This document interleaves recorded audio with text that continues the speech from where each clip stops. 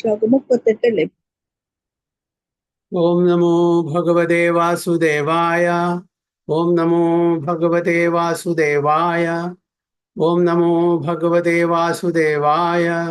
ഓം അജ്ഞാനതിമിരാന്ധസ്യ ജ്ഞാനാഞ്ജനശലാകയാ ചക്ഷുരുന്മിലിതം യേന തസ്മൈ ശ്രീ ഗുരുവേ നമഃ.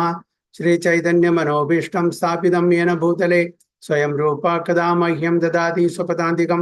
വന്ദേഹം ശ്രീഗുരും ശ്രീയുതപഥകമലം ശ്രീഗുരും വൈഷ്ണവാംശ ശ്രീരൂപം സാഗ്രജാതം സഗണ രഘുനാഥാംവിതം തം സജീവം സാദ്വൈതം സാവധൂതം പരിജനസഹിതം കൃഷ്ണ ചൈതന്യദേവം ശ്രീരാധാകൃഷ്ണ പാദാൻ സഗണ ലളിതാ ശിവശാഖാംവിദംശ്ച. ഹേ കൃഷ്ണ കരുണാ സിന്ധോ ദീനബന്ധോ ജഗത്പദേ ഗോപേശ ഗോപികാ കാന്ത രാധാകാന്ത നമോസ്തുതേ. തപ്ത കാഞ്ചന ഗൗരാംഗി രാധേ വൃന്ദാവനേശ്വരി വൃഷഭാനുസുതേ ദേവി പ്രണമാമി ഹരിപ്രിയേ. വാഞ്ചാകൽപതരുഭ്യശ്ച കൃപാ സിന്ധുഭ്യവ ച പതിതാനാം പാവനേഭ്യോ വൈഷ്ണവേഭ്യോ നമോ നമഃ. നമോ ഓം വിഷ്ണുപാദായ കൃഷ്ണപൃഷ്ഠായ ഭൂതലേ ശ്രീമതേ ഭക്തിവേദാന്ത സ്വാമിനിധി നാമിനെ. നമസ്തേ സാരസ്വതി ദേവേ ഗൗരവാണി പ്രചാരിണേ നിർവിശേഷ ശൂന്യവാദി പാശ്ചാത്യ ദേശതാരിണേ. ജയ ശ്രീ കൃഷ്ണ ചൈതന്യ പ്രഭു നിത്യാനന്ദ ശ്രീ അദ്വൈത ഗദാധര ശിവാസാദി ഗൗരഭക്തവൃന്ദ. ഹരേ കൃഷ്ണ കൃഷ്ണ കൃഷ്ണ ഹരേ ഹരേ ഹരേ രാമ രാമ രാമ ഹരേ ഹരേ. നാരായണം നമസ്കൃത്യം നരം ചൈവ നരോത്തമം ദേവീം സരസ്വതിം വ്യാസം തതോ ജയമുദീരയേത്. നഷ്ടപ്രായേഷു ഭദ്രേഷു നിത്യം ഭാഗവത സേവയാ ഭഗവതി ഉത്തമ ശ്ലോകേ ഭക്തിർഭവതി നൈഷ്ഠികേ. മുഖം കരോതി വാചാലം പങ്കും ലംഘായതേ ഗിരിം യത്കൃപാതമഹം വന്ദേ ശ്രീഗുരും ദിനതാരിണം പരമാനന്ദമാധവം ശ്രീചൈതന്യമീശ്വരം. യോऽന്ത പ്രവിശ്യ മമ വാചമിമാം പ്രസൂക്താം സഞ്ജീവയതി അഖില ശക്തിധരസ്വധാംനാം. അന്യാം ച ഹസ്തചരണശ്രവണത്വഗാദീൻ പ്രാണാം നമോ ഭഗവതേ പുരുഷായ തുഭ്യം. ജയദം ശ്രുതോ പങ്കോർമമ മന്ദമതിർഗതി മത്സർവസ്യ പാദാംബുജോ രാധാമദനമോഹനോ. തമാദിദേവം കരുണാനിധാനം തമാലവർണം സുഹിതാവതാരം അപാര സംസാര സമുദ്ര സേതും ഭജാമഹേ ഭാഗവത സ്വരൂപം. പരമാനന്ദ പാഠായ പ്രേമവർഷീയക്ഷരായ ദേ സർവദാ സർവസേവ്യായ ശ്രീകൃഷ്ണായ നമോസ്തുമേ. ഗുരുവേ ഗൗരചന്ദ്രായ രാധികായ തദാലയേ കൃഷ്ണായ കൃഷ്ണഭക്തായ തദ്ഭക്തായ നമോ നമഃ. ഹരേ കൃഷ്ണ ഹരി ഓം തത്സത്. നമ്മളിന്ന് ചർച്ച ചെയ്യാൻ പോകുന്ന ശ്രീമദ് ഭാഗവതം പ്രഥമ സ്കന്ധം 9-ാമത്തെ അധ്യായം 38-ാമത്തെ ശ്ലോകം മുതൽക്കാണ്. ഞാൻ വായിക്കാം. ശീതഭിഷിഖഹതോ വിശീർണദംസ ക്ഷദജ പരിപ്ലുത ആതതായിനോ മേ. പ്രസഭമപി സസാരമധ്വധാർത്ഥം स भवतु मे भगवान् गते मुकुन्द. सितभिषिखहतो विशीर्णदंस क्षदज परिप्लुत आततायिनो मे. प्रसभमभिससार मध्वधार्थं स भवतु मे भगवान् गते मुकुन्द. हरे कृष्णा.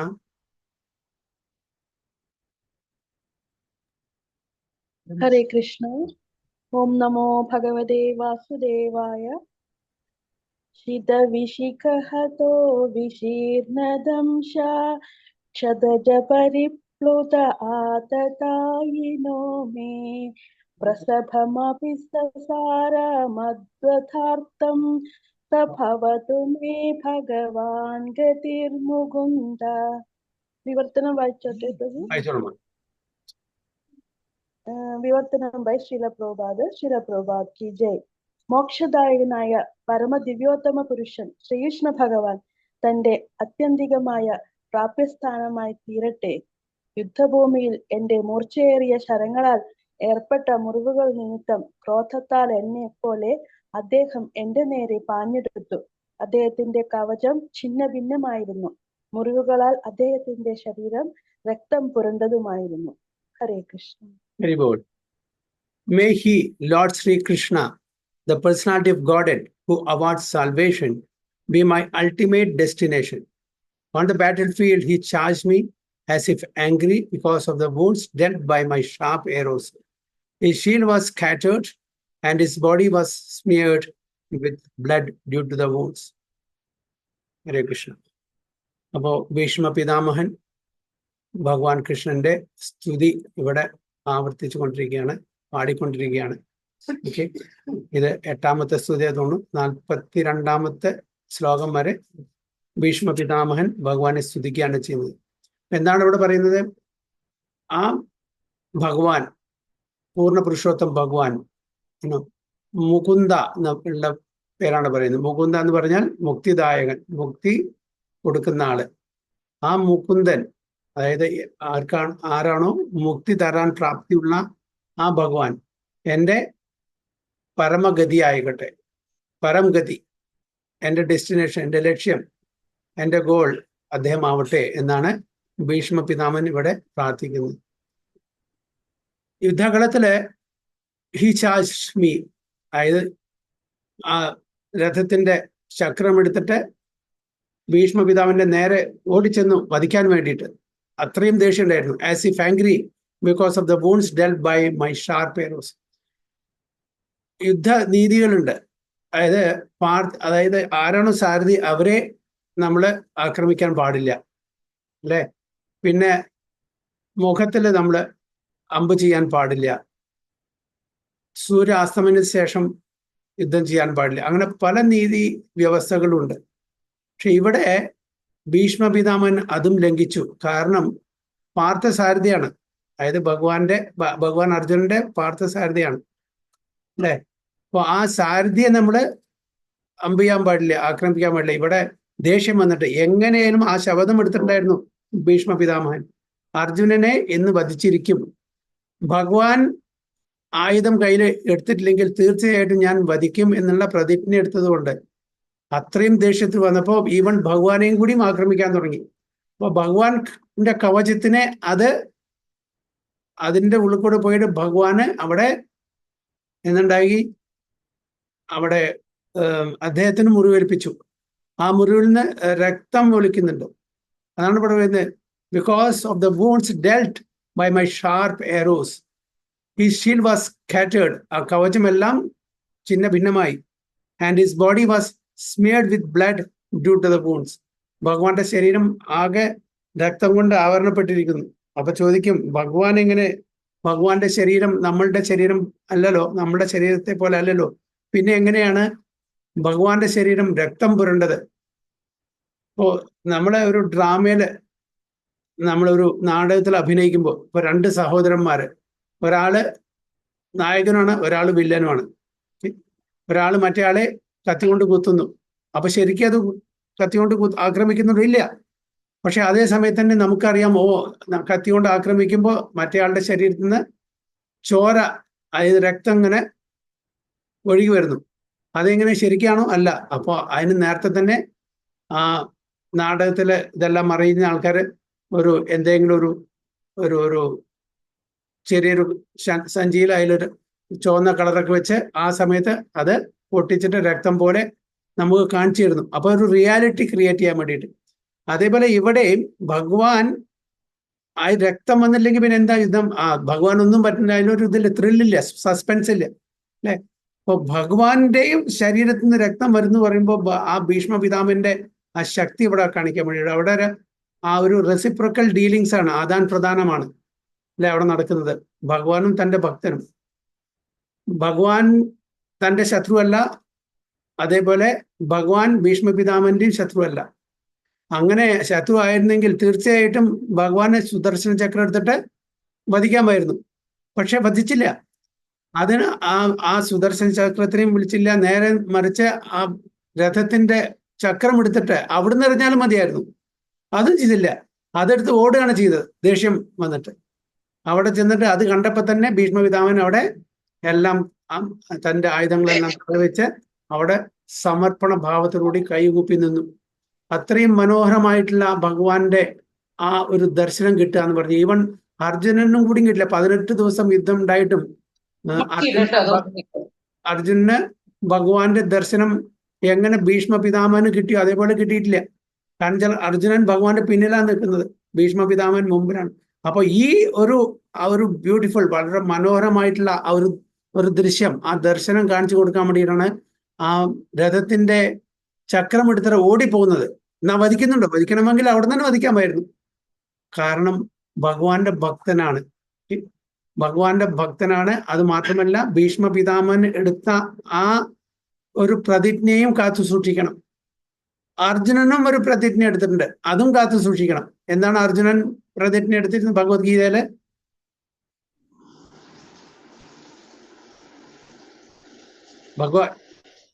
ഭഗവാൻ അർജുനോട് പറയാൻ പറയുന്നില്ലേ? എന്താണ്? അത് ആയുധം എടുക്കല്ലേ? നമേ ഭക്ത പ്രണശ്യതി, എന്റെ ഭക്തന്മാരെ ഒരിക്കലും നശിക്കില്ല. അപ്പോ അർജുനന്റെ ആ പ്രതിജ്ഞയും അവിടെ കാത്തു സൂക്ഷിച്ചു, ഭീഷ്മ പിതാമഹന്റെ പ്രതിജ്ഞയും കാത്തു സൂക്ഷിച്ചു, തന്റെ സ്വന്തം പ്രതിജ്ഞയെ ലംഘിച്ചുകൊണ്ട്. പക്ഷെ തന്റെ സ്വന്തം പ്രതിജ്ഞ ലംഘിക്കുക എന്ന് പറഞ്ഞ ആയുധം നമുക്ക് ചക്രത്തിനെ ആയുധമായിട്ട് കണക്കാക്കാൻ പാടില്ല. ഈവൻ കണക്കാക്കിയാലും, അത് ആയുധമായിട്ട് കണക്കാക്കിയാലും കൂടിയിട്ട് ഭഗവാൻ സ്വയം ആ പ്രതിജ്ഞയെ ലംഘിച്ചിട്ട് തന്റെ ഭക്തന്മാരുടെ ആ പ്രതിജ്ഞയെ അവിടെ കാത്തു സൂക്ഷിക്കുമെന്നാണ് പറയുന്നത്. അപ്പൊ അങ്ങനത്തെ ആ വളരെ മനോഹരമായിട്ടുള്ള സൗന്ദര്യമുള്ള ആ ഭഗവാന്റെ ദൃശ്യം, ആ ഭഗവാന്റെ ദർശനം, എനിക്ക് ആ ഭഗവാന്റെ ദർശനത്തില് എൻ്റെ മനസ്സെപ്പോഴും ധ്യാനമഗ്നമായിട്ട് ഇരിക്കട്ടെ എന്നാണ് പറയുന്നത്.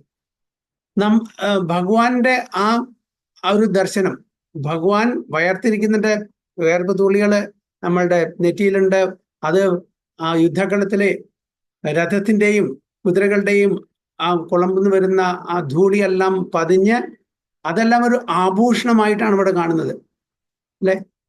ആഭൂഷണമാണത്. നമ്മൾ നേരെ മറിച്ച് നമ്മളിപ്പോ നല്ല കാറ്റുള്ള സമയത്ത് നമ്മൾ കാർ കൂടെ അല്ലെങ്കിൽ മോട്ടോർ സൈക്കിളിലൊക്കെ നമ്മൾ സഞ്ചരിക്കുക വിചാരിക്കുന്നത്.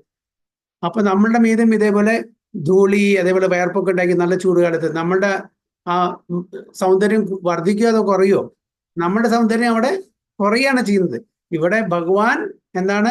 പൂർണ്ണ പുരുഷോത്തം ഭഗവാനാണ്. ഏത് സ്ഥിതിയിലും ഭഗവാന്റെ സൗന്ദര്യം അവിടെ വർദ്ധിക്കുക മാത്രമേ ചെയ്യുള്ളൂ.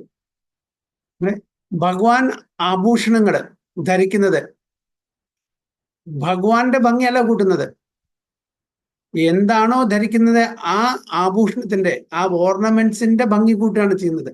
അതേപോലെ ഇവിടെ നെറ്റിയിലെ വിയർപ്പ് ധൂളികളുണ്ട്. ആ ധൂളികളെല്ലാം ഭഗവാന്റെ ശരീരത്തിൽ പൂർണ്ണമായിട്ടും ആവരണം ചെയ്തിട്ടുണ്ട്. അതിന്റെ ഭംഗിയാണ് അവിടെ വർദ്ധിക്കുന്നത്. ഭഗവാൻ എപ്പോഴും വളരെ സൗന്ദര്യവാനാണ്, വളരെ മനോഹരമായിട്ടുള്ള ബ്യൂട്ടിഫുൾ ആണ്, ഹാൻസം ആണ്, അല്ലെ? പക്ഷെ എന്ത് ആഭരണങ്ങളാണോ ധരിക്കുന്നത് ആ ആഭരണങ്ങളുടെ ഭംഗി കൂട്ടുന്നു. പക്ഷെ നമ്മളെ ആഭരണങ്ങൾ ധരിച്ചാൽ നമ്മളുടെ ഭംഗി കൂടുകയാണ് ചെയ്യുന്നത്. ഇതാണ് ഭഗവാൻ നമ്മളുടെ വ്യത്യാസം.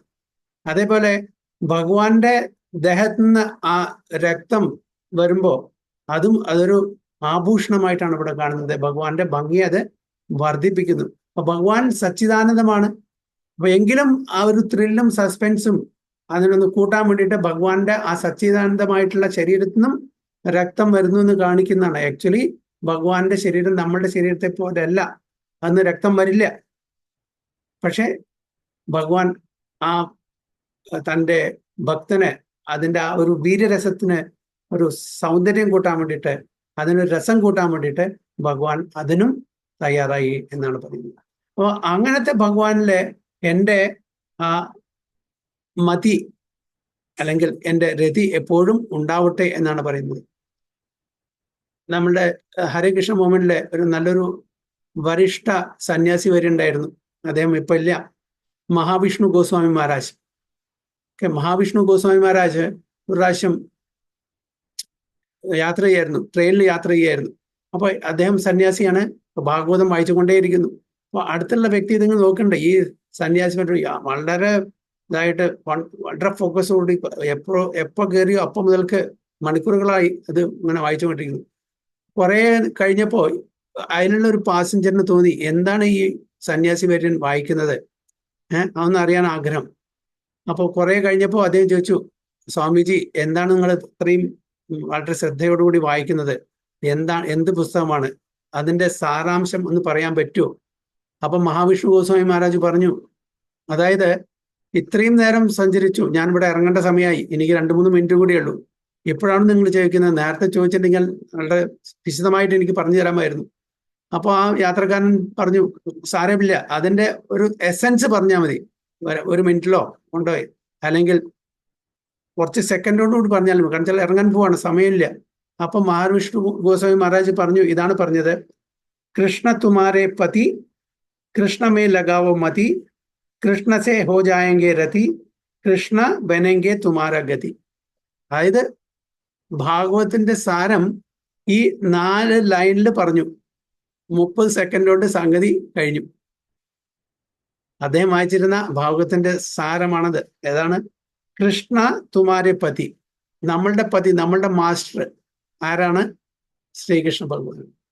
പക്ഷേ നിർഭാഗ്യവശാൽ നമ്മൾ നമ്മളുടെ മാസ്റ്റർ ആരാക്കിന് തുച്ഛമായിട്ട് ഇവിടെ ഈ ഭൗതിക ജീവിതത്തിൽ ജീവിക്കുന്ന സാമാന്യ വ്യക്തികളെ എന്തെങ്കിലും നമുക്ക് ധനസഹായം ചെയ്യുമ്പോൾ, അല്ലെങ്കിൽ വേറെ എന്തെങ്കിലും സഹായം ചെയ്യുമ്പോൾ അദ്ദേഹമാണ് നമ്മളുടെ മാസ്റ്റർ, നമ്മളുടെ ഓഫീസിലെ ബോസ്, ഓക്കെ, പിന്നെ വില്ലേജിലെ അധികാരി, അല്ലെങ്കിൽ ഒരു മിനിസ്റ്റർ, ഒരു MLA, ഒരു MP, അവരിൽ നിന്നും നമുക്ക് എന്തെങ്കിലും സഹായം നമുക്ക് ലഭിക്കുമ്പോൾ അവർ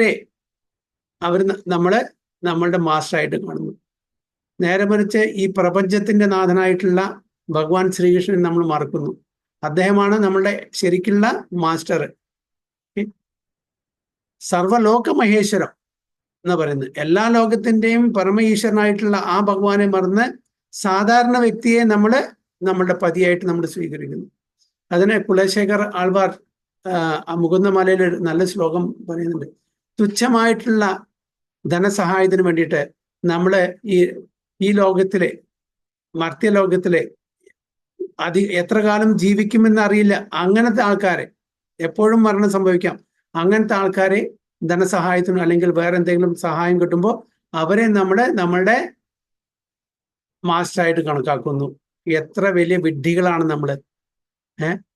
ഭഗവാൻ അവിടെ നമുക്ക് നമ്മളുടെ എല്ലാ ആഗ്രഹങ്ങളും, ഈവൻ ഭൗതിക തലത്തിലുള്ള ആഗ്രഹങ്ങളും സഫലീകരിച്ച് തരാൻ പ്രാപ്തിയുള്ള ആ ഭഗവാൻ നമ്മൾ മറന്ന് ഇങ്ങനെ സാധാരണ ജനങ്ങളെ നമ്മളുടെ മാസ്റ്ററാക്കിയിട്ട് നമ്മൾ.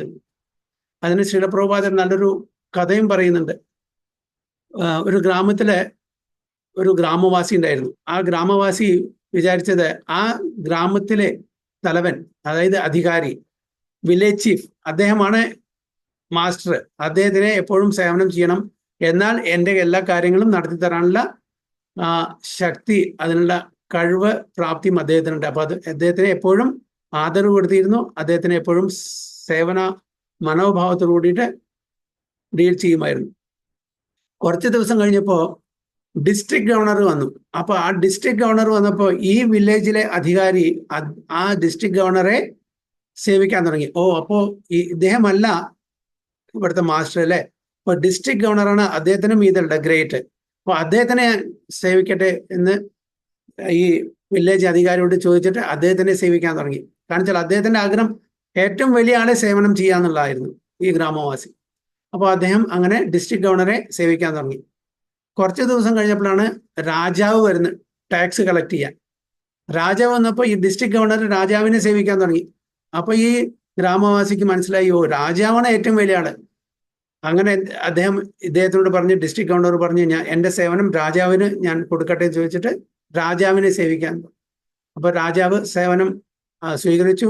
അദ്ദേഹത്തിന് പ്രധാനപ്പെട്ട എല്ലാ കാര്യങ്ങളൊക്കെ പറഞ്ഞു കൊടുത്ത് അദ്ദേഹത്തിന് അതിനുള്ള ഉപഹാരങ്ങളൊക്കെ കൊടുക്കാൻ തുടങ്ങി. അദ്ദേഹം വളരെ സന്തോഷം. കുറച്ചു കാലം കഴിഞ്ഞപ്പോൾ രാജാവ് കാട്ടിൽ പോകുന്നു. അപ്പൊ ഇദ്ദേഹം അന്വേഷിച്ചു എവിടേക്കാണ് പോകുന്നത്. രാജാവ് കാട്ടിൽ പോയിട്ട് അവിടെ ഒരു ഋഷിയുണ്ട്, ഒരു സാധുവുണ്ട്. ആ സാധുവിനെ സേവിക്കുകയാണ്. അപ്പൊ ഈ രാജാവിനെക്കാട്ടിലും മീതെയാണോ സാധു എന്ന് അദ്ദേഹത്തിന് മനസ്സിലായി. അപ്പൊ രാജാവിന്റെ സമ്മതത്തോടുകൂടി ആ സാധുവിനെ അദ്ദേഹം പോയി കാണുകയാണ്. എന്നിട്ട് പറഞ്ഞു, അല്ലയോ ഋഷിവര്യ, ഞാൻ അങ്ങയെ സേവിക്കട്ടെ, അങ്ങയാണ് എല്ലാവരെക്കാട്ടിലും ശ്രേഷ്ഠനായിട്ടുള്ള വ്യക്തി എന്ന് എനിക്ക് ഇപ്പോൾ മനസ്സിലാക്കുന്നു. അപ്പോ ആ ഋഷിവര്യൻ പറഞ്ഞു, അല്ല, ഞാനും ശ്രീകൃഷ്ണ ക്ഷേത്രത്തിലെ ആ അർച്ചവിഗ്രഹത്തിനെയാണ് ഞാൻ സേവിക്കുന്നത്. അങ്ങനെ ആ ശ്രീകൃഷ്ണ ക്ഷേത്രത്തിലെ കൃഷ്ണ ഭഗവാന്റെ അർച്ചവിഗ്രഹത്തിനെ അവിടെ മനസ്സിലാക്കി കൊടുക്കാണ്. അപ്പൊ അവിടുന്ന് ശ്രീകൃഷ്ണ ഭഗവാൻ അദ്ദേഹത്തിന് വെളിപ്പാട് കൊടുക്കാണ്. ഭക്തന്റെ സേവനം ഞാൻ സ്വീകരിച്ചിരിക്കുന്നു. അപ്പോൾ ശ്രീകൃഷ്ണ ഭഗവാനാണ് ഏറ്റവും വലിയ മാസ്റ്റർ എന്ന് വെളിപ്പെടുത്തി കൊടുക്കുകയാണ് അവിടെ ചെയ്യുന്നത്. അപ്പോൾ പ്രഭുപാദ ഈ സ്റ്റോറി പറയാൻ കാരണം നമ്മുടെ ചെറിയ ചെറിയ ഭൗതിക തലത്തിലുള്ള ആഗ്രഹങ്ങൾ നമ്മൾ മനസ്സിൽ വെച്ചുകൊണ്ട് സാധാരണ ആൾക്കാരെ നമ്മൾ മാസ്റ്ററായിട്ട് നമ്മുടെ പതിയായിട്ട് നമ്മുടെ മനസ്സിൽ കാണുന്നതും എത്ര വലിയ വിഡ്ഢിത്തരമാണ് നമ്മൾ ചെയ്യുന്നത്. ഈ പ്രപഞ്ചത്തിന്റെ നാഥനായിട്ടുള്ള, എല്ലാവരുടെയും കൺട്രോളറായിട്ടുള്ള, എല്ലാവരുടെയും മാസ്റ്ററായിട്ടുള്ള ആ ഭഗവാനെ നമ്മൾ സാധാരണ ജനങ്ങളെ നമ്മളുടെ മാസ്റ്ററായിട്ട് നമ്മൾ കാണുന്നു. അതായത് നമ്മൾ ചിലപ്പോൾ MLA, ചിലപ്പോൾ MP, ചിലപ്പോൾ നമ്മുടെ ഓഫീസിലെ മാനേജർമാരെ, ഇവരൊക്കെയാണ് നമ്മൾ ആശ്രയിക്കുന്നത്. അവരെയാണ് നമ്മൾ ശരണം പ്രാപിക്കുന്നത്. ആരെ നമ്മൾ ശരണം പ്രാപിക്കണം? ശ്രീകൃഷ്ണ ഭഗവാൻ. നമുക്ക് who is the supreme controller, who is the supreme proprietor, who is the supreme master, who is the supreme enjoyer. അദ്ദേഹത്തിനെ മറന്നിട്ടാണ് ഈ സാധാരണ ജനങ്ങളെ നമ്മൾ മാസ്റ്ററായിട്ട് കാണുന്നത്. ആ ഒരു തെറ്റാണ് നമ്മൾ ചെയ്യുന്നത്. അതാണ് ഇവിടെ പറയുന്നത്, കൃഷ്ണ തുമാരെ പതി. നമ്മളുടെ മാസ്റ്ററാണ് ഭഗവാൻ കൃഷ്ണൻ. കൃഷ്ണമേ ലഗാവോ മതി. നമ്മുടെ മനസ്സ് എവിടെ അർപ്പിക്കണം? കൃഷ്ണനല്ലേ. കാരണം he's A supreme controller, he's A supreme അല്ലേ. അപ്പൊ നമ്മുടെ മനസ്സ് എപ്പോഴും എവിടെയായിരിക്കണം? ഭഗവാനിലായിരിക്കണം. മന്മനാ ഭവമത് ഭക്തോ. എപ്പോഴും നമ്മൾ സ്മരിക്കുന്ന ആരായിരിക്കുന്ന? ഭഗവാൻ കൃഷ്ണനെ ഇരിക്കണം അല്ലേ. അപ്പോ കൃഷ്ണമേ ലഗാവോ മതി. നമ്മുടെ മതി എപ്പോഴും കൃഷ്ണനിലായിരിക്കണം. കൃഷ്ണസേ ഓ ജായെങ്കെ രതി. അപ്പൊ നമ്മളുടെ ആ രതി ഭഗവാൻ കൃഷ്ണനായിരിക്കും. നമ്മളുടെ മതി കൃഷ്ണനിൽ അർപ്പിച്ചു കഴിഞ്ഞാൽ നമ്മളുടെ രതി, നമ്മളുടെ രുചി, നമ്മളുടെ ഇഷ്ടം ഭഗവാൻ കൃഷ്ണനായിരിക്കും. ഓക്കെ, അതാണ് പറയുന്നത്. കൃഷ്ണ ബനെങ്കെ തുമാരെ ഗതി. അങ്ങനെ ചെയ്താൽ നമ്മളുടെ ഗതി, നമ്മളുടെ ഡെസ്റ്റിനേഷൻ എന്താണ്? ഭഗവാൻ കൃഷ്ണനായിരിക്കും. അപ്പൊ ഭഗവാൻ കൃഷ്ണനാണ് എവറിത്തിങ്. ഇൻ എസെൻസ് ഭാഗവതം എന്താണ് പറയുന്നത് വെച്ചാൽ, കൃഷ്ണനാണ് നമ്മുടെ മാസ്റ്റർ, കൃഷ്ണനാണ് നമ്മളുടെ ആരാധ്യ ഭഗവാൻ, കൃഷ്ണനാണ് നമുക്കെല്ലാം തരുന്നത്.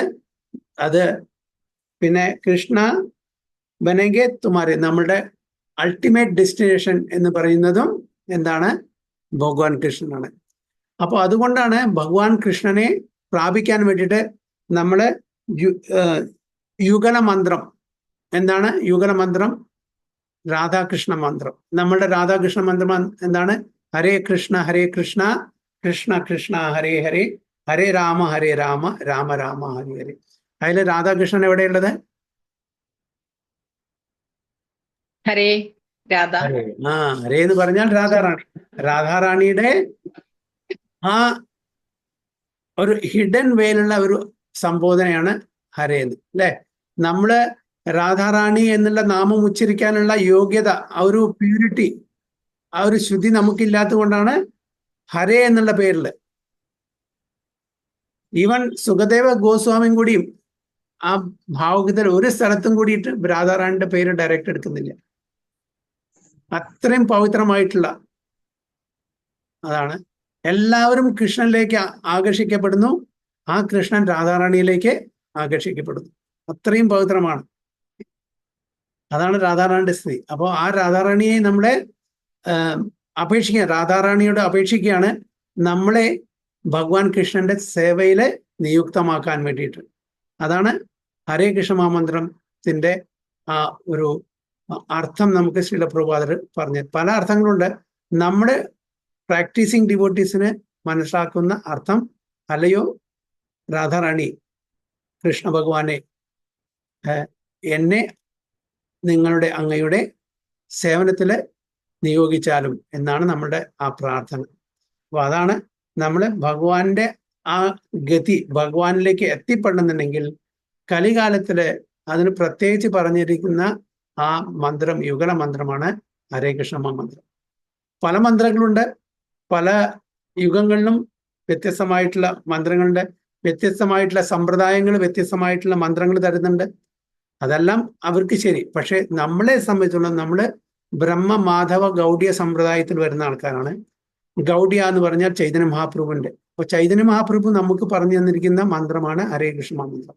അപ്പൊ അതിൽ നമ്മൾ ഉറച്ചു പിടിക്കുക. മറ്റുള്ള മന്ത്രങ്ങൾ ചില ആൾക്കാർ അത് ചെല്ലുക, എന്താ ചെല്ല് ചെല്ലാൻ കുഴപ്പമൊന്നുമില്ല. പക്ഷെ നമ്മളോട് പറഞ്ഞിരിക്കുന്ന ചൈതന്യ മഹാപ്രഭു നമ്മളുടെ ആ ചൈതന്യ മഹാപ്രഭുവിന്റെ പരമ്പരയിൽ വരുന്ന ഗോസ്വാമിമാര്, പിന്നെ എല്ലാ ആചാര്യഗണങ്ങളും നമുക്ക് പറഞ്ഞു തന്നിരിക്കുന്ന മന്ത്രം ഹരേ കൃഷ്ണ മന്ത്രമാണ്. അപ്പൊ അതുകൊണ്ട് നമ്മൾ ആ ഹരേ കൃഷ്ണ മന്ത്രം ചൊല്ലിയിട്ട് നമ്മൾ ആ പെർഫെക്ഷൻ സ്റ്റേജിൽ പോകണം. അപ്പൊ ഇവിടെ ഭീഷ്മ പിതാമഹൻ ആ ഭഗവാനെ വർണ്ണിക്കുകയാണ്. ആ ഭഗവാന്റെ ദൃശ്യം എപ്പോഴും എൻ്റെ മനസ്സിൽ എപ്പോഴും ഉണ്ടായിരിക്കട്ടെ എന്നാണ് പറയുന്നത്. ചൈതന്യ ചരിതാമൃതത്തില് മറ്റേ കോലവേച്ചർ ശ്രീധരനോട് ചൈതന്യ മഹാപ്രഭു ചോദിച്ചു. അപ്പൊ കോലവേച്ചർ ശ്രീധർ പറഞ്ഞു, എന്താണ് ആഗ്രഹം? എനിക്കൊരു ആഗ്രഹവും ഇല്ല, എനിക്കൊരു വരവും വേണ്ട. അതായത് കോലവേച്ചർ ശ്രീധരന്റെ അടുത്ത് എപ്പോഴും ചൈതന്യ മഹാപ്രഭു വന്നിട്ട് ഈ ഇല കൊണ്ടുണ്ടാക്കിയിട്ടുള്ള ചില പ്രൊഡക്ട്സ് ഉണ്ട്, കപ്പ്, അങ്ങനത്തെ പ്ലേറ്റ്, അതൊക്കെ അതിനൊക്കെ ബാർഗെയിൻ ചെയ്യും. അതായത് 1 രൂപ എന്ന് പറഞ്ഞാൽ അത് 50 പൈസക്ക് തരാൻ വേണ്ടി പറയും. അങ്ങനെ ബാർഗെയിൻ ചെയ്തിട്ട് എപ്പോഴും കോലവേച്ചർ ശ്രീധരനെ എപ്പോഴും ചൈതന്യ മഹാപ്രഭു ഒരു രസത്തിന് വേണ്ടിയിട്ട് എപ്പോഴും ആർഗ്യൂ ചെയ്തിട്ട് തോൽപ്പിക്കുമായിരുന്നു. എന്നിട്ട് അവസാനം അങ്ങ് വെറുതെ കൊണ്ടേക്കോട്ടെ, എനിക്ക് പൈസ തരണ്ട. അത് പറ്റില്ല, നിങ്ങളുടെ സാധനമാണ്, ഞാൻ പൈസ തരും. അപ്പൊ 1 രൂപ എന്ന് പറഞ്ഞാൽ 50 പൈസ, 50 പൈസ പറഞ്ഞ് 25 പൈസ വയ്ക്കും. അങ്ങനെ ബാർഗെയിൻ ചെയ്തിട്ടുള്ള ആ ഒരു ലീല ഭയങ്കര സന്തോഷം തരുന്ന ഒരു ലീലയായിരുന്നു. അപ്പോൾ ചൈതന്യ മഹാപ്രഭു കോലവേച്ച ശ്രീധരനോട് ചോദിച്ചപ്പോൾ പറഞ്ഞു, എനിക്ക് എപ്പോഴും എന്താണ് ആഗ്രഹം എന്ന് വെച്ചാൽ എപ്പോഴും ആ ഭഗവാൻ എപ്പോഴും എന്നോട് ബാർഗെയിൻ ചെയ്യുന്ന, പിശകുന്ന ആ ഭഗവാന്റെ രൂപം എപ്പോഴും എൻ്റെ മനസ്സിൽ ഉണ്ടാവട്ടെ എന്നാണ് പറഞ്ഞത്. അതേപോലെ ഈ പാർത്ഥസാരഥി എന്നുള്ള രൂപം ഭീഷ്മ പിതാമഹന്റെ മനസ്സിൽ എപ്പോഴും ഉണ്ടാകട്ടെ എന്നാണ് ഇവിടെ ഭീഷ്മ പിതാമഹൻ ഇവിടെ അപേക്ഷിക്കുന്നത് എന്നാണ് നമ്മൾ പർപ്പുട്ടിൽ നോക്കാം. The dealings of Lord Krishna and Bhishma Deva on the battlefield of Kurukshetra are interesting because the activities of Lord Sri Krishna appear to be partial to Arjuna and at enmity with Bhishma Deva. But factually, all this was especially meant to show special favor to Bhishma Deva, a great devotee of the Lord. അപ്പോൾ നമ്മളൊരു പുറമേ നിന്നൊരു വ്യക്തി നോക്കുമ്പോൾ ഭഗവാൻ അർജുനോട് പക്ഷപാതം ചെയ്യുന്നു, അല്ലെ? ഭീഷ്മ പിതാമനെ ശത്രുവായിട്ട് കാണുന്നു. ഇതാണ് പുറമേ ആൾക്കാർക്ക് ഈ ഒന്നും അറിയാണ്ട് അതിന്റെ ഫൗണ്ടേഷൻ ഇല്ലെങ്കിൽ തോന്നുന്നത്. പക്ഷെ അങ്ങനെയാണോ? ഭഗവാൻ എന്താണ്? ഭഗവാൻ പറയുന്നു ഭഗവത്ഗീതയിൽ, സമോഹം സർവഭൂതേഷു നമേ ദേശോസ്തി നാപ്രിയ, എല്ലാവർക്കും സമമാണ്. അപ്പൊ എങ്ങനെയാണ് ഭീഷ്മ പിതാമഹനോട് ഒരു ശത്രു മനോഭാവത്തോടുകൂടി ചെയ്യുന്നത്? ഇതെല്ലാം ആ വലിയ ലീലയുടെ ഒരു ഭാഗം മാത്രമാണ്. അല്ലാണ്ട് ഭഗവാൻ ഭീഷ്മ പിതാമഹനോട് ഒരു ശത്രുതയില്ല. നേരെ മറിച്ച് ഭീഷ്മ പിതാമഹന് ഭഗവാനോടും ശത്രുതയില്ല. അങ്ങനെ ആയിരുന്നെങ്കിൽ ഭീഷ്മ പിതാമഹൻ ഒരിക്കലും പറയില്ല ഭഗവാൻ മുകുന്ദൻ എന്റെ ഗതി ആവട്ടെ എന്ന് പറയോ? ഒരു ശത്രുവിനെ എനിക്ക് എപ്പോഴും കിട്ടണം എന്ന് ആരെങ്കിലും പറയോ? നമ്മൾ ആഗ്രഹിക്കോ എപ്പോഴും എന്റെ ശത്രു എന്റെ കൂടെ ഉണ്ടായിരിക്കണം നമ്മൾ പറയോ? ഒരിക്കലും പറയില്ല. അപ്പൊ ഭീഷ്മ പിതാമഹനും അതേപോലെ ശ്രീകൃഷ്ണ ഭഗവാനും അങ്ങോട്ടും ഇങ്ങോട്ടും ശത്രുക്കളല്ല. ഇതെല്ലാം ആ വലിയ ലീലയുടെ ഒരു ഭാഗം മാത്രമാണ്. അല്ലാണ്ട് ഒരു പക്ഷപാതം അവിടെ ചെയ്യുന്നില്ല. നേരെ മറിച്ച് സ്വന്തം പ്രതിജ്ഞ ഭംഗിച്ചുകൊണ്ട് രണ്ടുപേരെയും പ്രതിജ്ഞ അവിടെ ചെയ്തു. ദുര്യോധനൻ ഒരിക്കലും കൃഷ്ണനെ ഭഗവാനായിട്ട് വിശ്വസിച്ചിട്ടില്ല. ഒരു തവണ മാത്രം ചെറിയൊരു സംശയം തോന്നി. എപ്പോഴും ഭഗവാൻ കൃഷ്ണനെ മായാവി എന്നാ പറഞ്ഞു. നമുക്കറിയാം ഭീഷ്മ പിതാമഹൻ പറഞ്ഞു, നാളെ ഞാൻ 5 പാണ്ഡവന്മാരെയും വധിക്കും. ഈ 5 ബാണങ്ങളെ കൊണ്ടാണ് ഞാൻ വധിക്കാൻ പോകുന്നത്. ഈ 5 ബാണങ്ങളും ഞാൻ സൂക്ഷിച്ചെടുത്തേക്കാം. അപ്പം ദുര്യോധനൻ വിചാരിച്ചു ഇത് എന്തെങ്കിലും അഥവാ ആരെങ്കിലും വന്ന് ചോദിച്ചാൽ ഭീഷ്മ പിതാമഹൻ കൊടുക്കും, അതുകൊണ്ട് ഞാൻ തന്നെ സൂക്ഷിക്കാം. നമ്മൾ ആ കഥ പറഞ്ഞാണ് അല്ലേ. അപ്പൊ അതെല്ലാം കഴിഞ്ഞു. ഭഗവാൻ കൃഷ്ണൻ അവിടെ കപടം ചെയ്തു. അർജുനെ പറഞ്ഞു വെച്ചു, അർജുനോട് അതിന്റെ ഓർമ്മിപ്പിച്ചു. അതായത് ദുര്യോധനൻ കൊടുത്ത വാക്ക്, ആ വരം. അപ്പൊ അർജുനൻ അറിയില്ല എന്താ നടക്കുന്നത്. അർജുനൻ പറഞ്ഞു ഞാൻ ചോദിച്ചാലും തരാൻ പോകുന്നില്ല. അപ്പൊ ഭഗവാൻ കൃഷ്ണൻ പറഞ്ഞു, നമുക്ക് ഓർമ്മയുണ്ടല്ലോ അന്ന് ഗന്ധർവന്മാരെ കയ്യിൽ നിന്ന് രക്ഷിച്ചപ്പോ ഒരു വരം, ഒരു വാചകം പറഞ്ഞിട്ടുണ്ടായിരുന്നു, വാക്ക് തന്നിട്ടുണ്ടായിരുന്നു. അപ്പൊ അതുകൊണ്ട് തീർച്ചയായിട്ടും തരും. അപ്പൊ എന്താണ് ഈ ബാണങ്ങളെ എന്തിനാണ് കൊണ്ടൊന്നും അറിയുന്നില്ല, കഥ പിന്നൊന്നും അറിയുന്നില്ല. എന്തായാലും ഭഗവാൻ കൃഷ്ണന് പൂർണ്ണമായിട്ടുള്ള സമർപ്പണം അർജുനനുകൊണ്ട് പോയിട്ട് ചോദിച്ചപ്പോ കൊടുക്കുന്നു. അപ്പൊ ദുര്യോധനൻ വിചാരിച്ചു എങ്ങനെ ഇത് മനസ്സിലായി? എന്തായാലും ഭീഷ്മ പിതാമഹൻ പറയില്ല, തീർച്ചയായിട്ടും അത് നല്ല ഉറപ്പുണ്ട്. ദുര്യോധനും പറഞ്ഞിട്ടില്ല. അപ്പൊ ഇവർ രണ്ടുപേരല്ലാണ്ട് ഇവർ ആരും അറിയൂല. പിന്നെ എങ്ങനെ മനസ്സിലായി? അപ്പോ അർജുനോട് ചോദിച്ചു, അർജുനെ എങ്ങനെ മനസ്സിലായി എന്റെ കയ്യിൽ 5 ബാണങ്ങൾ ഉണ്ടെന്നുള്ളത്? അപ്പൊ അർജുനൻ പറഞ്ഞത് കൃഷ്ണൻ പറഞ്ഞു. അപ്പൊ ഈ കൃഷ്ണൻ, ഈ മായാവിക്ക് എല്ലാം അറിയാലോ. എങ്ങനെയാണ് ഈ മായാവിക്ക് ഇതൊക്കെ അറിയാൻ പോകുന്നത്? അപ്പൊ ഒരു സംശയം, ഒരു മിനിറ്റിൽ ആലോചിച്ചു, ഇദ്ദേഹം മായാവി തന്നെയാണോ അതോ ഭഗവാൻ നാരായണൻ സ്വയമാണോ? ഇത് ചോദിക്കാൻ വേണ്ടിയിട്ട് ദുര്യോധനൻ ഭീഷ്മ പിതാമഹന്റെ അടുത്ത് പോയി. ഭീഷ്മ പിതാമഹന്റെ അടുത്ത് പോയിട്ട് ചോദിച്ചു, ഈ മായാവിക്ക് എങ്ങനെ മനസ്സിലായി? ഇങ്ങനെ നടന്ന കാര്യങ്ങളൊക്കെ പറഞ്ഞു. അതായത് അർജുനൻ വന്നിരുന്നു, അങ്ങ് തന്ന 5 ബാണങ്ങൾ എൻ്റെ അടുത്ത് കൊണ്ടുപോയി, എങ്ങനെ മനസ്സിലായി? ഇദ്ദേഹം നാരായണനാണോ? നാരായണന് മാത്രമേ ഇതെല്ലാം അറിയാനുള്ളൂ, അന്തർയാമിയാണല്ലോ. അപ്പോഴാണ് ഭീഷ്മ പിതാമഹന് ഭയങ്കര സന്തോഷം. കാരണം വെച്ചാൽ ഇപ്പോ ഒരു അവസരം കിട്ടിയിരിക്കുന്നു ഭഗവാനെ സ്തുതിക്കാൻ വേണ്ടിയിട്ട്. ഇത്രയും നേരം ഭഗവാന്റെ കാര്യങ്ങൾ പറയുമ്പോൾ ദുര്യോധന ഇഷ്ടപ്പെടുന്നില്ല. അപ്പൊ ഭഗവാനെ സ്തുതിച്ചു, ഭഗവാൻ നാരായണൻ തന്നെ എന്ന് പറഞ്ഞു. പക്ഷേ മായ വീണ്ടും പിടിച്ചു. പുറത്തു വന്നപ്പോൾ ദുര്യോധന എല്ലാം മറന്നു. അതേ സമയത്ത് തന്നെ ഭഗവാൻ വേറൊരു കളി കളിച്ചു.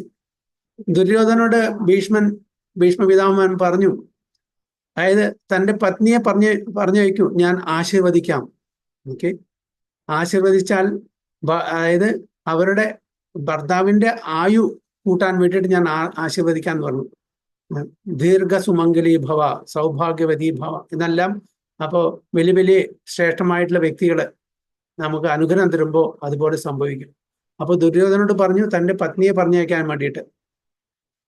അപ്പോൾ ഓക്കെ എന്ന് പറഞ്ഞു. ഇവിടെ കുറച്ച് കഴിഞ്ഞപ്പോൾ അതേ ദിവസം രാത്രി അർജുനെ പറഞ്ഞയച്ച 5 ബാണങ്ങളും കൊണ്ടും ഇടിച്ചു കൊടുന്നു. ഭഗവാൻ വെറുതെ ഇരുന്നില്ല, പാഞ്ചാലിയെ വിളിച്ചു രാത്രി. പറഞ്ഞു, ഒരു ശബ്ദം ഉണ്ടാക്കരുത്. ഓക്കെ, തലയിൽ ഗോങ്കട്ടിട്ടിട്ട് പോകാൻ വേണ്ടി പറഞ്ഞു. ചെരുപ്പ് പുറത്തയച്ചു വെക്കണം. പതുക്കെ ചെന്നിട്ട് ഭീഷ്മ പിതാമഹന് പ്രണാമം ചെയ്യാൻ പറഞ്ഞു. അപ്പോ ഭീഷ്മ പിതാമഹൻ എന്ത് പറയും? ദീർഘ സുമംഗലി ഭവ, സൗഭാഗ്യവതി ഭവ, അല്ലെ? അപ്പൊ ആ വരം മേടിക്കാൻ വേണ്ടിയിട്ടാണ്. ഇപ്പൊ പാഞ്ചാലിക്ക് വരില്ല എന്തിനാണെന്ന്, എന്തായാലും കൃഷ്ണൻ പറഞ്ഞതല്ലേ. അപ്പോൾ അതുപോലെ അനുസരിച്ച് പോയി. നമ്മളാണെങ്കിൽ ചോദിക്കും, എന്തിനാ പോകേണ്ടത്, എന്താ കാരണം? അല്ലെ, നമുക്ക് ആ സമർപ്പണ മനോഭാവമില്ല. നമ്മളെല്ലാം അന്വേഷിച്ച് എല്ലാം മനസ്സിലാക്കിയിട്ട് പോകുള്ളൂ. അവിടെ അർജുനനോ അല്ലെങ്കിൽ ദ്രൗപദി അതൊന്നും ചോദിച്ചില്ല. കൃഷ്ണൻ പറഞ്ഞു, അതേപോലെ കേട്ടു. ദ്രൗപദി പോയി ചെരുപ്പ് പുറത്തയച്ചു വെച്ചു. എന്നിട്ട് ഭീഷ്മ പിതാമഹന്റെ അടുത്ത് പോയി അവിടെ കാൽക്കൽ വീണു. അപ്പോ ദീർഘ സുമംഗലി ഭവ, സൗഭാഗ്യവതി ഭവ എന്ന് പറഞ്ഞു. അപ്പൊ എന്താണ് ഭീഷ്മ പിതാമഹൻ വിചാരിച്ചത്? ദുര്യോധനന്റെ പത്നിയാണ് വന്നിരിക്കുന്നതെന്ന് വിചാരിച്ചത്. പിന്നെ തിരിച്ചു പോകുമ്പോ ഭീഷ്മ പിതാമഹന് എന്തോ സംശയം തോന്നി. ആരാണ് ചോദിച്ചു. അപ്പോ ദ്രൗപദി ഗുങ്കട്ട് എടുത്തിട്ട് പറഞ്ഞു, ഞാൻ പാഞ്ചാലിയാണ്. അപ്പൊ മനസ്സിലായി ഭീഷ്മ പിതാമഹൻ, ഇവിടെ ഇതും കൃഷ്ണന്റെ കളിയാണ്. കാണിച്ചാൽ ദീർഘ സുമംഗലി ഭവ എന്ന് പറഞ്ഞാൽ അർജുനൻ മരിക്കാൻ പാടില്ല, പഞ്ചപാണ്ഡവന്മാർ മരിക്കാൻ പാടില്ല, അല്ലെ? അപ്പൊ അതും സാധിച്ചെടുത്തു. അപ്പൊ എല്ലാം ഈ ഒരു കപട വിധത്തില്, അല്ലെ, എല്ലാം ഒരു ചീറ്റിംഗ് വേയില് ആരെ ഈ ഭഗവാൻ കൃഷ്ണൻ ഇതെല്ലാം സാധിച്ചെടുക്കാന്ന്. അപ്പൊ എന്തായാലും നാളെ യുദ്ധകളത്തില് ഞാൻ ശരിക്കും പൊരുതും, ഇവരെ 5 പേരെ ഞാൻ വധിക്കും. ഭഗവാൻ കൃഷ്ണൻ ആയുധം എടുത്തില്ലെങ്കിൽ തീർച്ചയായിട്ടും അവർ വധിക്കപ്പെടും എന്നുള്ള ആ പ്രതിജ്ഞ. അങ്ങനെ എല്ലാ വഴിയിലും ഭഗവാൻ കൃഷ്ണൻ ഇവരെ സഹായിച്ചിട്ടുണ്ട്. അപ്പൊ തൻ്റെ ഭക്തന്മാരെ എല്ലാ വിധത്തിലും അർജുനനെ ജയദ്രഥൻ എങ്ങനെ രക്ഷിച്ചു, അല്ലെ? ജയദ്രഥൻ സൂര്യഭഗവാനെ മൂടി സുദർശന ചക്രം കൊണ്ട്, അല്ലെ? അതായത് അർജുനൻ ജയദ്രഥനെ വധിച്ചിട്ടില്ലെങ്കിൽ സ്വന്തം തീയിൽ ചാടി മരിക്കുന്നാണ് പ്രതിജ്ഞ എടുത്തിരിക്കുന്നത്. അപ്പൊ അതൊന്നും ആ ശബദത്തിൽ നിന്നും രക്ഷിക്കാൻ വേണ്ടിയിട്ട് എന്ത് ചെയ്തു ഭഗവാൻ തൻ്റെ സുദർശന ചക്രം കൊണ്ട് സൂര്യനെ മൂടി. അതായത് സൺസെറ്റ് കഴിഞ്ഞു, ഇനി യുദ്ധം നടക്കില്ല. അത് കഴിഞ്ഞ് കുറച്ച് കഴിഞ്ഞപ്പോൾ ആ സുദർശന ചക്രം മാറ്റിയപ്പോൾ വീണ്ടും സൂര്യൻ അവിടെയുണ്ട്. അപ്പൊ സൂര്യാസ്തമയം നടന്നിട്ടില്ല. അപ്പൊ അങ്ങനെ അവിടെയും രക്ഷിച്ചു. അപ്പൊ ഓരോ സമയത്തും ഭഗവാൻ അർജുനനെ, തൻ്റെ ഭക്തന്മാരെ എല്ലാ സമയത്തും രക്ഷിച്ചിട്ടുണ്ട്, അല്ലെ? അപ്പൊ അതാണ് പറയുന്നത്, ആ ഭീഷ്മദേവനോട് ഒരു ശത്രുതയില്ല, ഭീഷ്മദേവന് ഭഗവാനോടും ഒരു ശത്രുതയും ഇല്ലാന്ന് നമ്മൾ മനസ്സിലാക്കേണ്ടത്. So the astounding feature of such dealings is that a devotee can please the Lord by playing the part of an enemy. അപ്പൊ ഭഗവാനെ ഒരു ശത്രുപക്ഷത്ത് നിന്നിട്ടും ഭഗവാനെ പ്രീതിപ്പെടുത്താം. അപ്പൊ അതിനും ആ ഒരു ഡിവോട്ടി ആ ഒരു ലെവലിലേക്ക് അതിന് തയ്യാറാവണം അല്ലെ. അതിനും ഭീഷ്മ പിതാമൻ ഭഗവാന്റെ പ്രീതിക്ക് വേണ്ടിയിട്ട് ഏതൊരു റോളും സ്വീകരിക്കാൻ തയ്യാറായിരുന്നു. The Lord, being absolute, can accept service from his pure devotee even in the garb of an enemy. ഒരു ശത്രു വേഷത്തിലും ഭഗവാൻ സേവനം സ്വീകരിക്കും എന്നുള്ള ഒരു ലക്ഷണമാണ് ഇവിടെ കാണുന്നത്. The Supreme Lord cannot have any enemy, nor can a so-called enemy harm him because he is Ajita or unconquerable. ഭഗവാൻ നേരത്തെ പറഞ്ഞ പോലെ സമൂഹം സർവഭൂതേഷു, എല്ലാവർക്കും ഈക്വൽ ആണ്, ഒരാളെയും ശത്രുവായിട്ട് കാണുന്നില്ല. പിന്നെ അദ്ദേഹത്തിനെ ജയിക്കാനും പറ്റില്ല, അദ്ദേഹം അജിതനാണ് എന്നിവിടെ പറയുന്നു. അദ്ദേഹത്തിനെ കോൺകർ ചെയ്യാനും പറ്റുന്നില്ല. But still it takes pleasure when his pure devotee beats him like an enemy or rebukes him from a superior position, although no one can be superior to the Lord. എങ്കിലും കൂടിയിട്ട് തൻ്റെ ഭക്തന്മാര് അദ്ദേഹത്തിനെ ഭഗവാനെ ശകാരിക്കുമ്പോൾ, അവരായിട്ട് യുദ്ധത്തിൽ ഏർപ്പെടുമ്പോൾ അദ്ദേഹത്തിന് ആനന്ദം മാത്രമേ ഉണ്ടാവുള്ളൂ. ഒരു സുപ്രീം കോടതി ജഡ്ജ് അദ്ദേഹത്തിനെ കോർട്ട് റൂമിൽ മാത്രം കാണുന്ന ആൾക്കാര് മനസ്സിലാക്കാൻ പറ്റില്ല അദ്ദേഹം ഒരു സാധാരണ വ്യക്തിയായിട്ട് വീട്ടിൽ കഴിയുമ്പോൾ എങ്ങനെയാണെന്ന്. അദ്ദേഹത്തിന് വീട്ടിൽ പോയി കാണുമ്പോൾ തൻ്റെ പേരമക്കളെ തോളിലിട്ടിട്ട് കളിക്കുന്നുണ്ടാവും, ആനയായിട്ട് കളിക്കുന്നുണ്ടാവും, കുതിരയായിട്ട് കളിക്കുന്നുണ്ടാവും. പക്ഷെ അത് നമുക്ക് മനസ്സിലാക്കാൻ പറ്റുന്നില്ല. വീട്ടിലെ അങ്ങനെ കളിക്കാൻ പറ്റും. അതേപോലെ ഭഗവാനും ഭഗവാന്റെ ഭക്തന്മാരായിട്ടുള്ള ഡീലിങ്സ് നമുക്ക് മനസ്സിലാക്കാൻ പറ്റില്ല. അപ്പൊ ശത്രുഭാവത്തിൽ ഇരുന്നു കൊണ്ടും സേവനം ചെയ്യാൻ പറ്റും എന്നാണ് പറയുന്നത്. These are some of the transcendental reciprocatory dealings of the devotee with the Lord. ഇതെല്ലാം ദിവ്യ തലത്തിലുള്ള ലീലകളാണ്. ഇത് നമുക്ക് പറഞ്ഞാൽ സാധാരണ വ്യക്തികൾക്ക് പറഞ്ഞാൽ മനസ്സിലാവില്ല, ഭക്തന്മാർക്ക് മാത്രമേ ഇത് മനസ്സിലാക്കാൻ പറ്റൂ എന്നാണ് പറയുന്നത്. And those who have no information of pure devotional service cannot penetrate into the mystery of such dealings. ശുദ്ധ ഭക്തന്മാർക്ക് മാത്രമാണ് ഈ ഇതിന്റെ അന്തർലീനമായി കിടക്കുന്ന ഈ തത്വങ്ങളെല്ലാം മനസ്സിലാക്കാൻ പറ്റുള്ളൂ. സാധാരണ ജനങ്ങൾ എന്താ ഉപരിതലത്തിലുള്ള ആ സത്യം മാത്രമേ മനസ്സിലാക്കുള്ളൂ. ആഴത്തിൽ പോകുമ്പോഴാണ് നമുക്ക് മുത്തുകളെല്ലാം കിട്ടുള്ളൂ അല്ലെ. ഉപരിതലത്തിൽ എന്താണ്, മത്സ്യങ്ങൾ മാത്രമേ കിട്ടുള്ളൂ, അവിടെ വേവ്സ് മാത്രമേ ഉണ്ടാവുള്ളൂ. ബട്ട് ആഴത്തിൽ പോകുമ്പോൾ സമുദ്രം ശാന്തമാണ്, അവിടെ നമുക്ക് പല പല നിധികളും നമുക്ക് കിട്ടുന്നു. ഭീഷ്മദേവ played the part of a valiant warrior and he purposely pierced the body of the Lord so that to the common eyes it appeared that the Lord was wounded, but factually all this was to bewilder the non-devotees. അഭക്തന്മാരെ ഭ്രമിപ്പിക്കാൻ വേണ്ടിയിട്ടുള്ള ലീലകളാണ് ഇതെല്ലാം. പക്ഷെ ഭക്തന്മാർക്ക് ഇതെല്ലാം മനസ്സിലാവുന്നുണ്ട്. The all spiritual body cannot be wounded and a devotee cannot become the enemy of the Lord. നമുക്കറിയാം, നമ്മളുടെ ഈ ആത്മാവിനെ അതിനെ കത്തിക്കാനോ അതിനെ മുറിക്കാനോ അതിനെ കാറ്റുകൊണ്ട് പറപ്പിക്കാനോ അതിനെ നനയ്ക്കാനോ ഒന്നും പറ്റില്ല. അത് നമ്മളുടെ ആത്മാവ്. അതിലും സൂക്ഷ്മമാണ് പരമാത്മാവ് അല്ലെ. നമ്മൾ ഏറ്റവും അതായത് സയന്റിഫിക്കലി അവിടെ ഭൗതിക തലത്തിലെ ഏറ്റവും ചെറിയ ഇതെന്നാണ് ആറ്റം. ആ ആറ്റത്തിനും ചെറുതാണ്.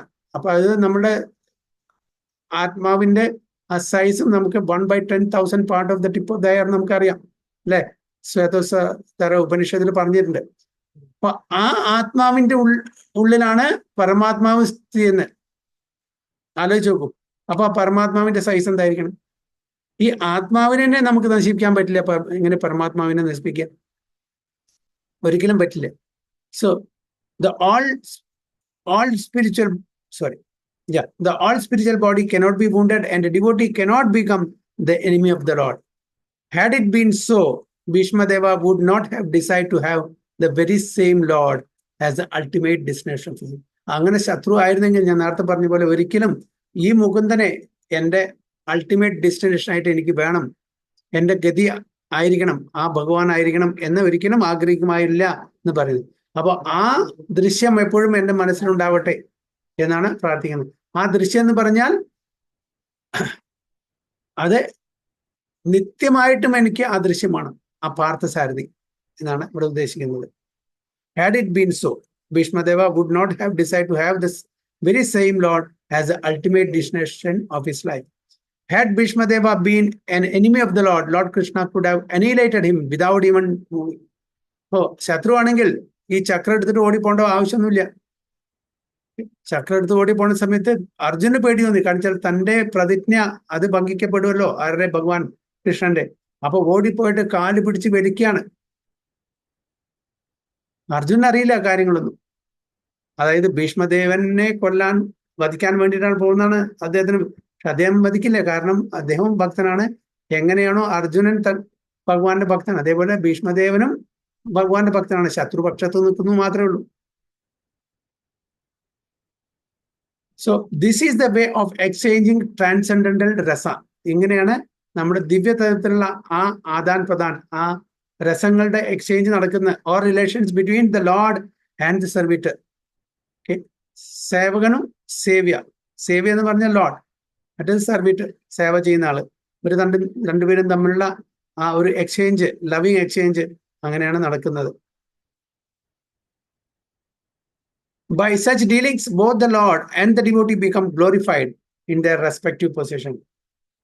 ഓക്കെ, അങ്ങനത്തെ ഡീലിങ്സ് കൊണ്ട് രണ്ടുപേരും സ്തുതിക്കപ്പെടുകയാണ് ചെയ്യുന്നത്. രണ്ടുപേരുടെയും ഗ്ലോറീസ് അത് വർദ്ധിക്കുകയാണ് ചെയ്യുന്നത്. The Lord was so angry that Arjuna checked him when he was moving towards Bhishmadeva. But in spite of Arjuna's checking, he proceeded towards Bhishmadeva as a lover goes to a lover without caring for hindrances. Okay? ഒരു പ്രേമിയുടെ അടുത്ത് എങ്ങനെ പോകുന്നത്, അതേപോലെയാണ് ഭഗവാൻ ഓടിപ്പോയത്. അർജുനൻ എത്ര ശ്രമിച്ചിട്ടും നിർത്താൻ പറ്റില്ല. പിന്നീട് കുറച്ച് കഴിഞ്ഞപ്പോ അർജുനൻ വളരെ വളരെ ബുദ്ധിമുട്ട് അവിടെ നിർത്തി. ആ സമയത്ത് ആയപ്പോഴേക്കും ഭീഷ്മദേവൻ തന്റെ ആയുധങ്ങളെല്ലാം അവിടെ വെച്ച് അവിടെ നമസ്കരിച്ചു. ഭഗവാൻ എന്തും ചെയ്യാം, ഭഗവാന്റെ ഭക്തനാണ് എന്നുള്ള ആ ഒരു ഭാവത്തിൽ. He proceeded towards Bhishmadeva as a lover goes to a lover without caring for hindrances.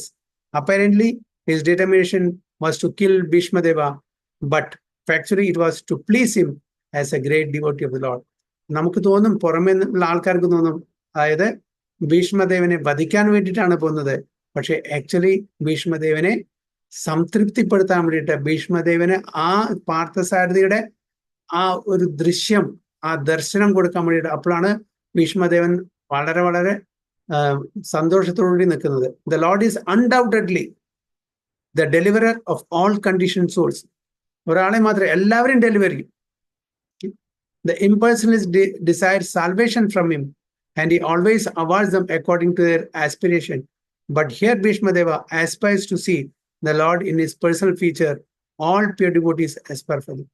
മായവാദ philosophy, അത് സായുജ്യ മുക്തിയിൽ ആഗ്രഹിക്കുന്ന ആൾക്കാർ എന്താണ് അവർ വിചാരിക്കുന്നത്? അതായത് ഭഗവാന്റെ ആ ബ്രഹ്മജ്യോതിയിൽ ലയിക്കണം. അവിടെ സർവീസ് ഇല്ല, സാൽവേഷൻ, മുക്തി മാത്രമേ ഉള്ളൂ. അവിടെ സേവനം ഇല്ല. അതുകൊണ്ട് സാൽവേഷൻ മാത്രമേ ആഗ്രഹിക്കുന്നുള്ളൂ. പക്ഷെ ഭീഷ്മദേവൻ ഇവിടെ എന്താണ് ആഗ്രഹിക്കുന്നത്? അതായത് ഭഗവാന്റെ ആ പേഴ്സണൽ ശ്യാമസുന്ദര ഫോം, പാർത്ഥസാരഥി ഫോമില് എപ്പോഴും കാണണം, എപ്പോഴും ആ ദർശനം എനിക്ക് കിട്ടണം എന്നുള്ള ആഗ്രഹം. അപ്പൊ ആസ് എ പേഴ്സണലിസ്റ്റ് ആണ്. ഭഗവാനെ സേവനം ചെയ്യണം. എങ്ങനെ? വീര്യരസത്തില്, ദാസ്യരസത്തില്. എങ്ങനെ? സ്ഥായി ഭാവം എന്താണ്? ദാസ്യരസാണ്. പക്ഷെ വീര്യരസത്തിലാണ് ഭീഷ്മദേവൻ ഭഗവാനെ സേവനം ചെയ്യുന്നത്. അടുത്തത് 39 ഒന്നുകൂടി എടുക്കാം അല്ലെ? വിജയരഥ കുടുംബ ആതതോത്രേ ധൃതഹയരസ്മിനിത ശ്രിയേ ക്ഷണീയേ ഭഗവതിരതിരസ്തു മേ മുമോർസോർ യമിഹ നിരീക്ഷ്യ ഹതാഗതാ സ്വരൂപം. വിജയരഥ കുടുംബ ആതതോത്രേ ധൃതഹയരസ്മിനിത്ര ശ്രിയേ ക്ഷണീയേ ഭഗവതിരതിരസ്തു മേ മുമോർഷോർ യമിഹ നിരീക്ഷ്യ ഹതാഗതാ സ്വരൂപം. ഹരേ കൃഷ്ണ.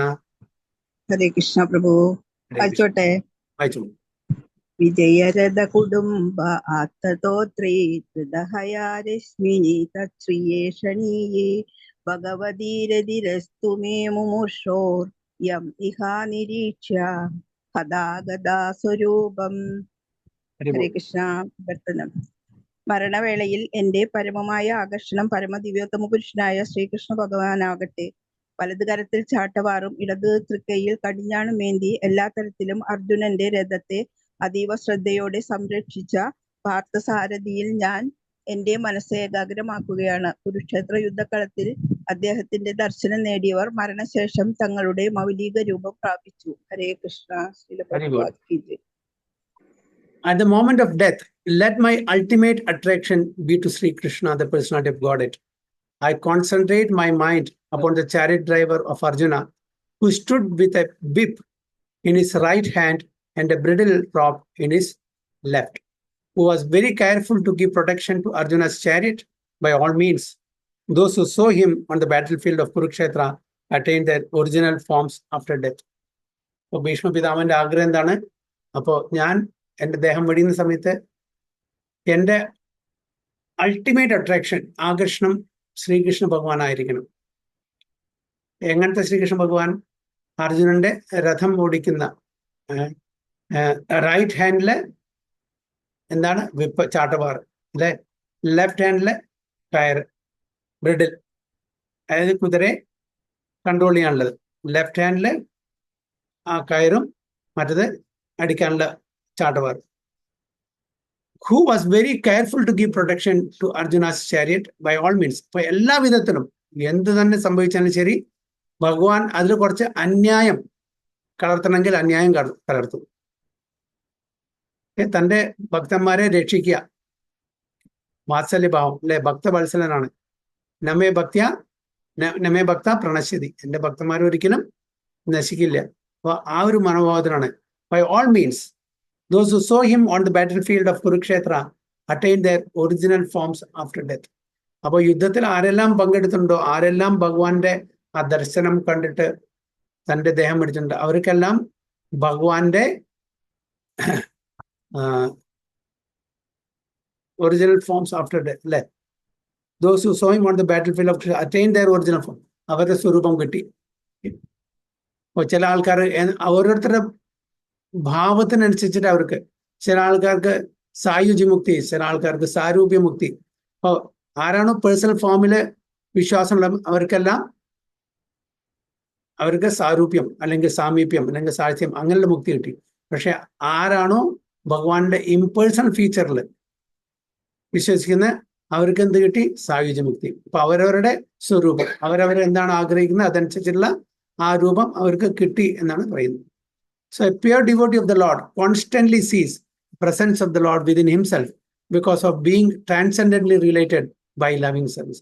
ശുദ്ധ ഭക്തന്മാരെ എപ്പോഴും എന്താണ്? ഭഗവാനെ സേവിക്കാനുള്ള ആഗ്രഹം.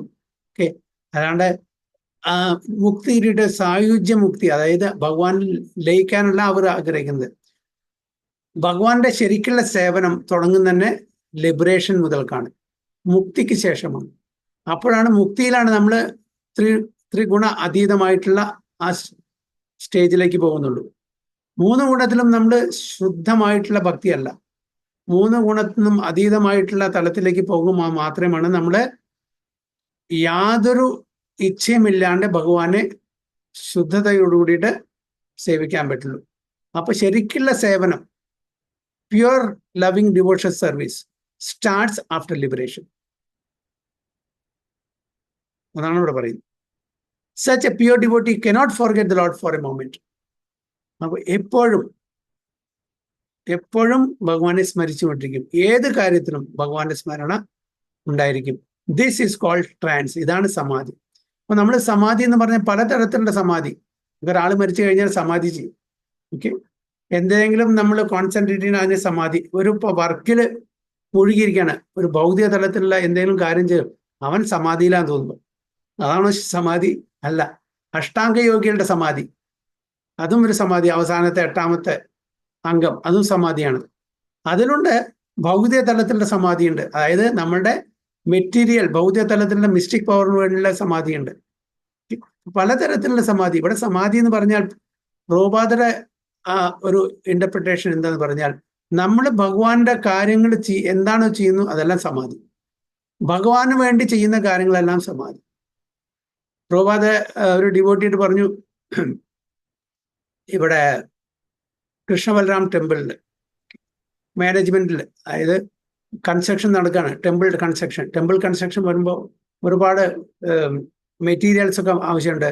സിമെന്റ് വേണം, കമ്പികൾ വേണം, ബ്രിക്സ് വേണം, അങ്ങനെ ഒരുപാട് സാധനങ്ങളാകും. അതിൻ്റെ എല്ലാം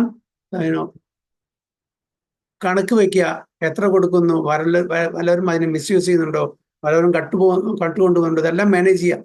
ആൾക്കാർക്ക് അതിന്റെ കൺസ്ട്രക്ഷൻ വർക്കേഴ്സിന് എന്തെല്ലാം ആവശ്യമുണ്ട് അത് സമയത്തിന് കൊടുക്കുക. ഇതെല്ലാം വേണ്ടിയിട്ട് ഒരു ഡിവോട്ടി നിയമിച്ചു, കാര്യങ്ങൾ ഏൽപ്പിച്ചു. അപ്പൊ കുറച്ച് ദിവസം കഴിഞ്ഞപ്പോൾ ഇദ്ദേഹത്തിന് മടുത്തു. എന്താ എനിക്ക് ശരിക്ക് ചാൻഡിങ് കഴിഞ്ഞ് വേറൊരു സേവം ചെയ്യാൻ പറ്റില്ല, ടെമ്പിളിൽ ഒരു സേവം ചെയ്യാൻ പറ്റുന്നില്ല, എപ്പോഴും ഞാൻ സിമെന്റ് ആയിട്ടും ഈ എന്താ പറയാ കല്ലായിട്ടും മരമായിട്ടും സ്റ്റീലായിട്ടും എപ്പോഴും ഡീൽ ചെയ്യുന്നത്, എനിക്ക് വേറെ ഒന്നുമില്ല. അപ്പൊ പ്രഭുപാദ ഒരു കംപ്ലൈന്റ് ചെന്ന് പറഞ്ഞു, പ്രഭുപാദ എനിക്ക് സ്റ്റാൻഡിങ്ങിന് മാത്രമേ സമയം കിട്ടുന്നുള്ളൂ, ബാക്കി എല്ലാ സമയങ്ങളും ഇതായിട്ടാണ് ഡീൽ ചെയ്യുന്നത്. അപ്പൊ എനിക്കൊരു ഒരു സേവനം. ഇപ്പൊ പ്രഭുപാദ പറഞ്ഞത് ഇപ്പൊ ചെയ്യുന്നതും അമ്പലത്തിൽ പൂജാരി ചെയ്യുന്നതും രണ്ടും ഒരേ തരത്തിലുള്ള സേവനമാണ്. രണ്ടും ഭഗവാന് വേണ്ടിയിട്ടാണ്. ഭഗവാന് വേണ്ടിയിട്ടാണ് ഈ എന്താ പറയാ ടെമ്പിൾ ഉണ്ടാക്കുന്നത്. ഇതും സേവനമാണ്. നിങ്ങൾ ആ മനോഭാവത്തോടുകൂടി കാണുന്ന ഇതൊരു മെറ്റീരിയൽ ജോബ് അല്ല, ഭഗവാനെ പ്രീതിപ്പെടുത്താൻ വേണ്ടിയിട്ടുള്ള ഒരു ഭക്തിയുത സേവനമാണ് ഈ ടെമ്പിൾ ഉണ്ടാക്കുന്നതും. അപ്പൊ അത് രണ്ടും രണ്ടായിട്ട് കാണാൻ പാടില്ല. അതായത് അമ്പലത്തിലെ പൂജ മാത്രം, അല്ലെങ്കിൽ അമ്പലത്തിലെ മാല ഉണ്ടാക്കുന്നത്, അല്ലെങ്കിൽ അമ്പലത്തിലെ വേറെ ഉള്ള സേവ മാത്രമാണ് സ്പിരിച്വൽ എന്ന് കണക്കാക്കാൻ പാടില്ല. അതെല്ലാം ട്രാൻസ് ആണ്, അതെല്ലാം സമാധിയാണ് എന്നാണ് പ്രഭുപാദ പറഞ്ഞത്. അപ്പോൾ അത് ശരിയാണ്. അപ്പോൾ നമ്മൾ ഭഗവാന് ചെയ്യുന്ന എല്ലാ സേവകളും അത് സമാധിയാണ് പറഞ്ഞാൽ പൂർണ്ണമായിട്ടും ഭഗവാന് വേണ്ടി, ഭഗവാന്റെ പ്രീതിക്ക് വേണ്ടി ചെയ്യുന്നു. അത് ഇതാണ് ശരിക്കുള്ള trance. The mystic yogi tries to concentrate upon the super soul by controlling the senses from all other engagements and thus ultimately attain samadhi. Okay, അതാണ് മിസ്റ്റിക് യോഗിയുടെ സമാധി. A devotee more easily attain samadhi. ഒരു ഭക്തനെ സംബന്ധിച്ചോളം അവർക്ക് സമാധി സ്റ്റേജിലെത്താൻ വളരെ ഈസിയാണ്. ഇത്രയും കടും പ്രയത്നങ്ങൾ ചെയ്യേണ്ട യാതൊരു ആവശ്യമില്ല ഒരു മിസ്റ്റിക് യോഗി ചെയ്യുന്ന പോലെ. Or trance by constantly remembering the lord's personal feature along with his holy name, fame, pastimes, etc. അപ്പോൾ നമ്മളുടെ നാമോച്ചാരണത്തോട് കൂടിയിട്ട് ഭഗവാന്റെ മറ്റുള്ള ലീലകൾ സ്മരിച്ചുകൊണ്ട് നമ്മൾ സമാധിയിലേക്ക് എത്താം. Therefore, the concentration of the mystic yogi and that of the devotee are not on the same level.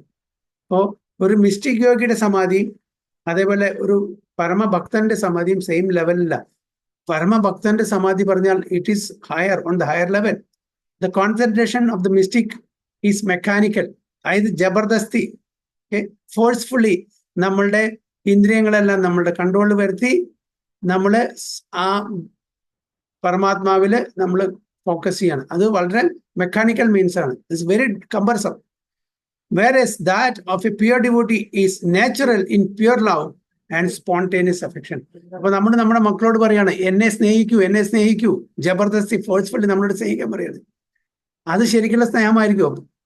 നേരെ മറിച്ച് മക്കള് സ്വയം മനസ്സിലാക്കിയിട്ട് അച്ഛനും അമ്മയാണ് എനിക്ക് കാണുന്ന ദൈവങ്ങള്, എനിക്ക് എല്ലാ സൗകര്യങ്ങളും എല്ലാം ആവശ്യമുള്ള എല്ലാ കാര്യങ്ങളും നടത്തി തരുന്നു, ആ അച്ഛനും അമ്മയും നമ്മളെ ഭഗവാൻ തുല്യമായിട്ട് കാണണം എന്നുള്ള മനോഭാവം, സ്വന്തം മനോഭാവത്തിൽ ചെയ്യുന്നതും അച്ഛനും അമ്മയും അടിച്ച് എന്നെ സ്നേഹിക്കണം എന്ന് പറഞ്ഞാൽ രണ്ടും ഒന്നാണോ?